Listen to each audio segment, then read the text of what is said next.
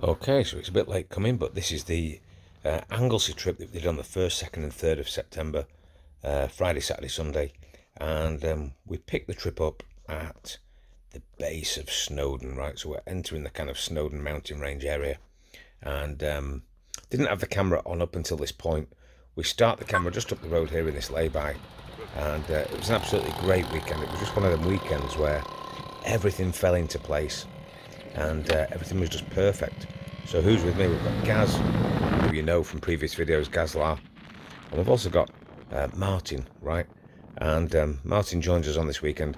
So what happened was I just had this notion at the end of summer that I wanted to go off and just literally pack a tent, a sleeping bag, not really have a plan, but just head into Wales, North Wales, and kind of camp, pitch the tent somewhere and see where we ended up. So that was the plan. So I put it out to the WhatsApp group that we belong to, the Bad Shit group, and these two kindly volunteered to keep me company, and off we went with no real plan. Now, the only thing that happened that was a little bit organised was Martin, who is on the Lambretta there, said his ex-mother-in-law had a caravan in North Wales and we could use that for one night. So that's what we do. So here we are heading up the pass, the Snowdon Mountain Pass, and very, very mixed weather. As you can see, it's cloudy, it's blue sky, it's overcast, it looks like it's going to rain, very changeable, and it's the start of September, so it was reasonably warm, but the whole weekend it was actually a heat wave, right? The weather was really, really good, as you'll see as we go through the video. So we're coming down the other side of the summit now. Martin gets a bit close to that bend there, not sure what he's playing at, but it was a great ride. The roads here are just brilliant. It was like coming down a helter-skelter. Right, if you remember that when you were a kid, we were just zooming down the hill there, nice and bendy, great scenery, very, very dramatic. I'd never even been on this road before in my life. Eventually we get back to civilization, and we're heading towards a place called Dinas Dinul, which, if you know North Wales, I've probably pronounced that wrong. I'll probably get somebody criticising my pronunciation there. But lovely little area. Again, I'd never been here before, but this is where Martin's ex-mother-in-law's caravan was. And that's where we're heading right now. How he managed to wangle his ex-mother-in-law's caravan for the weekend, I've no idea. But he certainly did. And it was a great base for our first night. So we're coming down here. And this is just a beautiful location. Like I said, I'd never been here, but it's a massive beach. Lovely, desolate beach. I'm sure it's busy in the summer, but when we were there, it was empty. And all down the beach road here, it's just a lovely straight road. It's perfect for scooting on. And it runs right along the side of the beach, as you can see. So we pull up here, we're looking for something to eat. We've been on the road all day.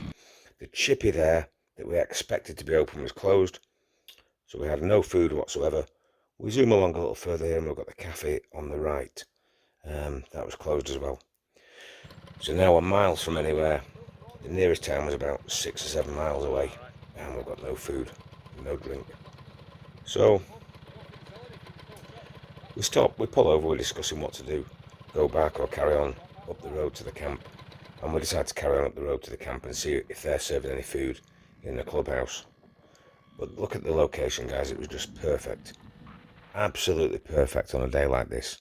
Not too hot, not too cold, blue sky, and no one around, right? So Gaz and I pull in. Now you see that Martin has gone off into the distance. I'm waving him there to come back, because Gaz and I are thinking, let's get a picture on the beach there. And Martin's gone. He's just a little dot in the distance. So Gaz and I proceed onto the beach. My God, what an amazing location. Yeah, no, you haven't seen the airport yet. Gaz, let's get the scoots on there and get the sunset in the background. And as you can see, that's exactly what we do. What a cracking picture that was. Quick scan of the beach. I mean, look at that. Who wouldn't want to go and just spend a few hours there? It's just tranquil, amazing, just beautiful. And then Martin eventually comes back to us. As you can see, we had to take another picture, get Martin's lammy on the pic. And after putting the world to rights for a little while, we head off again. We're heading towards the camp now, and just zooming down this lovely straight lane which is next to the beach. It was great fun. It was like our own little private road. It was great.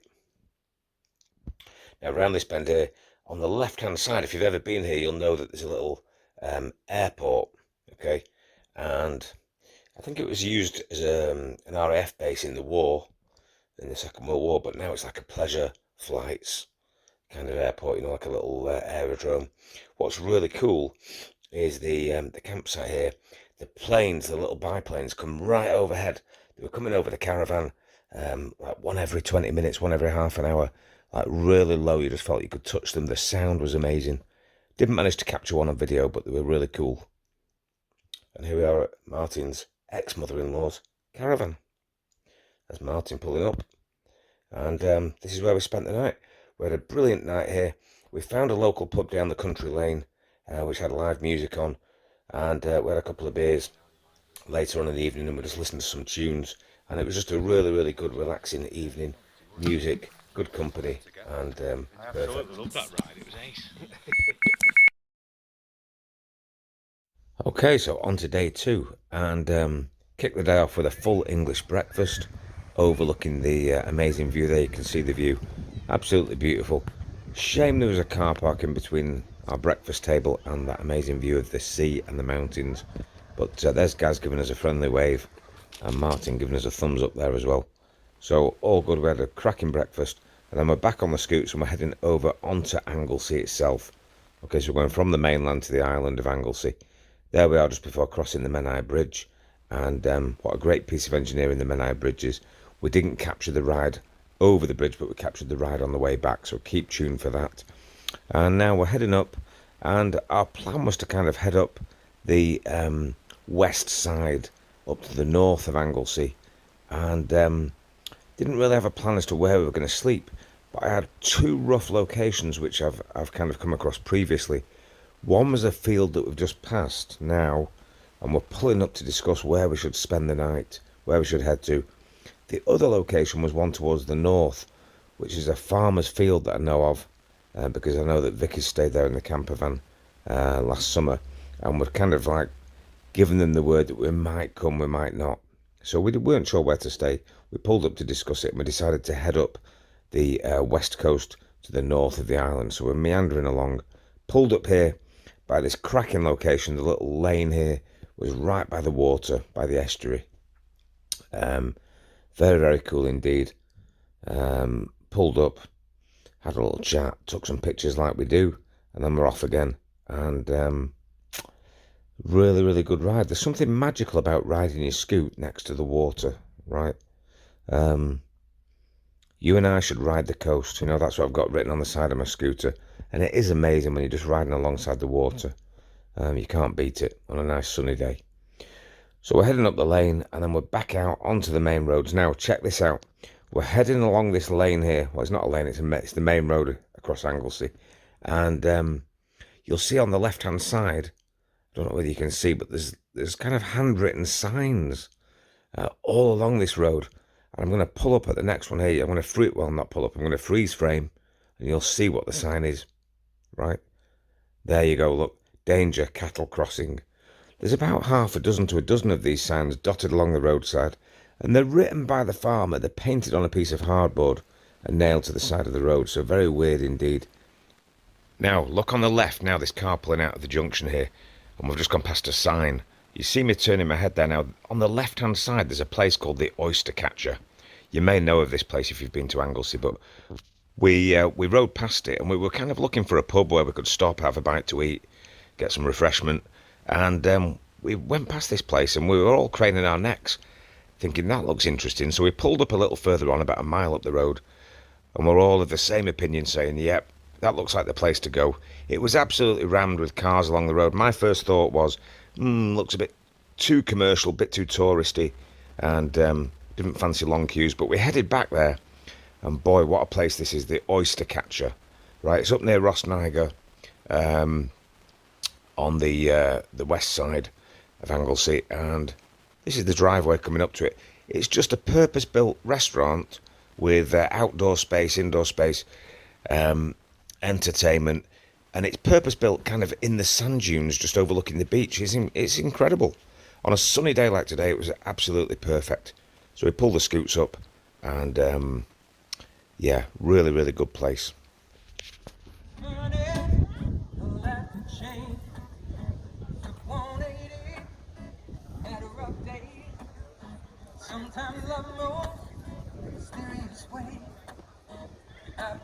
So yeah, live music, and they had a band on after that, acoustic performer.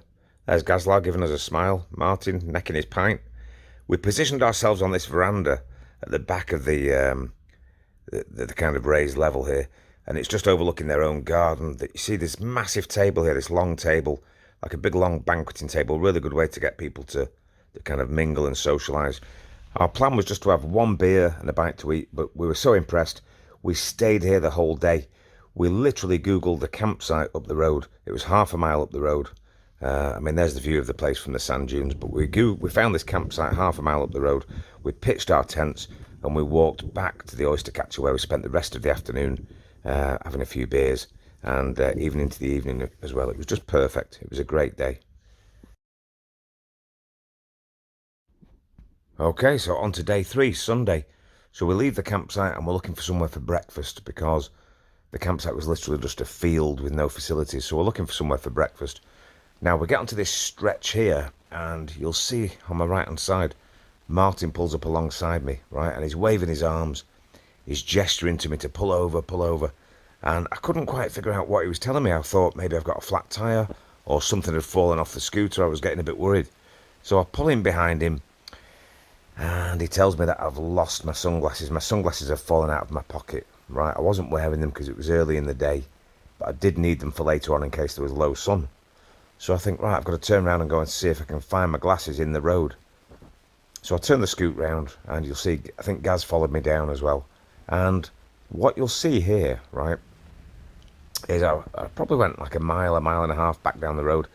And as we get a bit further along, right, just about here, right, you'll see in the distance, there's a car right in the distance, kind of pulled into the middle of the road. You might just be able to see it. And I thought it was someone pulling over to pick up the glasses to hand them back to me. And of course, as I approached, he got back in the car with the sunglasses and he sped off, right? He sped off, he pinched my sunglasses. So we didn't give chase, we turned around and carried on with our journey. We went to the town of Llangefni for our breakfast. There it is. That's the capital of Anglesey. And then we carried on to Beaumaris. Not sure if you pronounce it Beaumaris or Beaumaris. But yeah, lovely place. Been here before. We sat there outside the Beaucley Arms Hotel, or the Beaucley Hotel, I think it's called. Really nice. We just sat there and had a nice cold beer. The weather was t-shirt weather, as you can see. It was just glorious, absolutely glorious. So we sat there, had a good chinwag, and then it was time to crack on, right? So we're leaving the hotel there, just loading up, getting our gear on, and then on the scoot. Now check this out.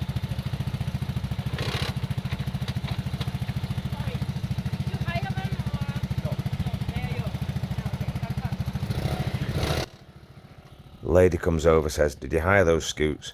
Martin says, "No." Chatty as ever, just no. Like, didn't want to speak. He was too busy getting his Lambretta started, but she was interested in the scoots. I think I'd have had to have a chat with her and show the scoot off a little bit. But yeah, so here we go. We're leaving the hotel, and we really didn't want to go home, but we had to get home for, you know, stuff to do.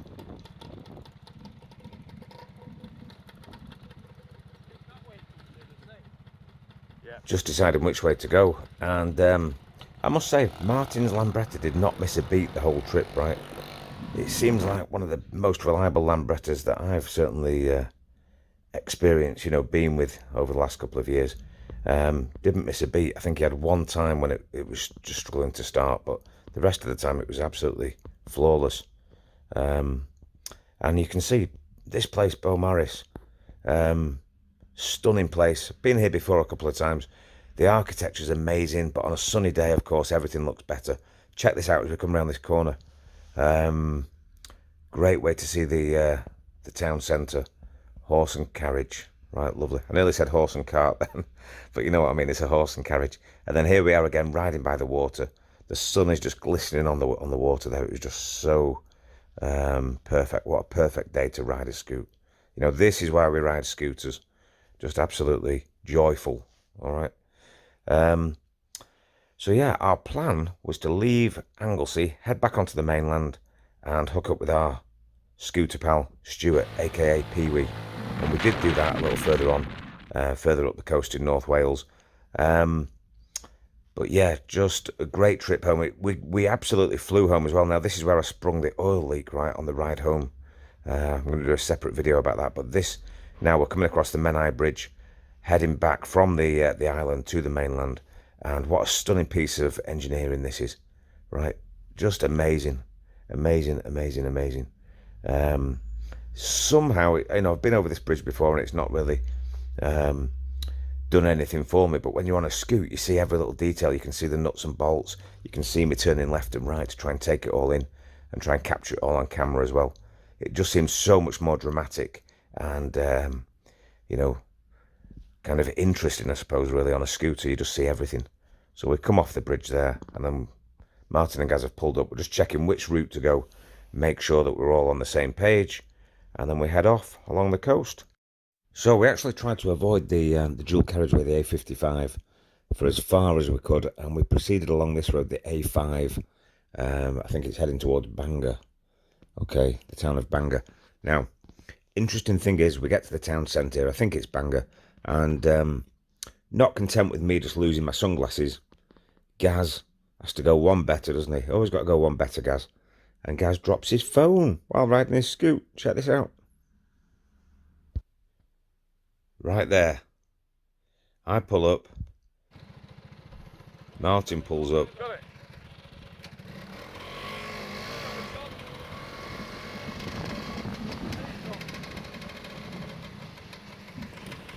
Now Gaz has realised. Yeah, that was close. Really went over it. There you go. Lucky there, mate.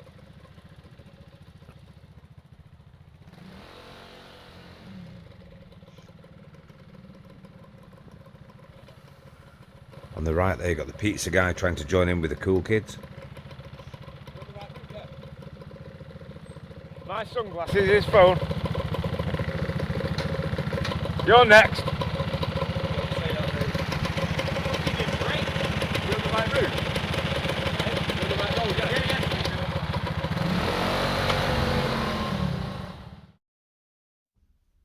So we're off again through this gorgeous looking town, and if you recognise this town, pop it in the comments below. Like I said, I think it might have been Bangor with one of the university buildings there, I'm not sure, but maybe that was like the municipal office, the town hall or something, but let us know in the comments. And then before long we shoot down the A55 for a little while, and we ended up here at Conwy Marina, right? So we didn't have any food or drink. It was just a quick pit stop, stretch our legs. We had a quick walk around the marina, and again, just a lovely day, and it's good just to explore and check things out. The best part about Conwy is this little ride down to the front here, full of people who can admire the scoots, and we certainly did seem to get a fair bit of attention, far more than the motorbikes do anyway, that's for sure. There's a pub on the front here called the Manchester Arms, and you know, it would be a shame not to have a little shandy while sat in the sun on such a beautiful day. So we just scoot along the front here, we park up the scoots, and pretty busy, as you can see. By this time it's like mid-afternoon, right? Probably about 3 o'clock in the afternoon, something like that. So we're conscious of time, but we're feeling a little bit peckish, as I'm sure with the seagulls, as they always are. But what do you always do at the seaside, guys? You always get yourself some fish and chips, right? So beautiful day to sit in the sun, fish and chips. And then we carried on with our journey and we ended up at our friend Stuart's. He lives in Prestatyn, and his local is this lovely little hotel overlooking the beach called the Beaches Hotel. It's literally on the sand, and you get the most amazing sunset. So we just sat and had a little drink there, and they sat there with Stuart and his wife Claire, who's lovely, and then we headed back through the tunnels on the A55. Absolutely fantastic weekend, great company. All we kept saying all weekend was absolutely unbelievable. We couldn't believe it. Everything was unbelievable. It just fell into place. It was perfect, and looking forward to recreating a similar weekend as soon as the sun hits us next year. All right, so Stay tuned, guys. Loads more videos to come. Just going to leave you with these images and a little montage that Martin put together. He put together this little montage. Enjoy. Don't forget to subscribe, guys. Appreciate it. Thank you.